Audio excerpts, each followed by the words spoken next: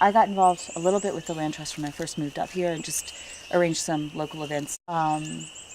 With this piece of land, I helped the landowner negotiate the easement with the land trust because she had a lot of very specific concerns, and very smart lady, and she had a lot of ideas about what she wanted, and sort of helping to figure out that whole process. With a lot of help, I should add, from the land trust folks who really knew what they were doing.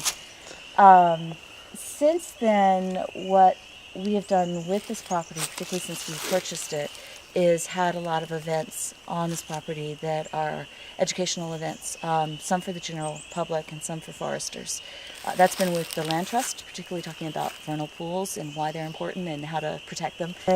One of the things that's really precious about some of these inland pools, particularly vernal pools, is that there are various species that cannot coexist with fish.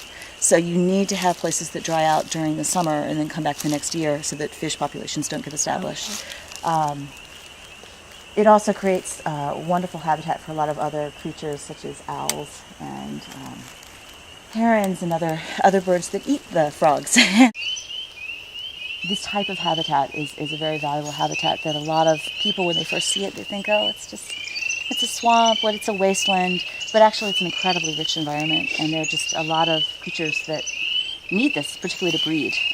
So for the land trust to have helped to conserve this is really great. I mean, this actually has an impact on a much larger area than just this one little lot. From a human perspective, there are tons of studies that show that people, particularly children who are nature deprived, who don't have interactions with nature, suffer from that in various ways. Human beings evolved in a natural environment, and this is part of our heritage. And I think that there's something very sad about a child growing up completely deprived of getting to go out in the woods and get muddy and climb a tree and catch a grasshopper and all of those kind of things. I think it's important to conserve land for a variety of reasons, actually. One is just that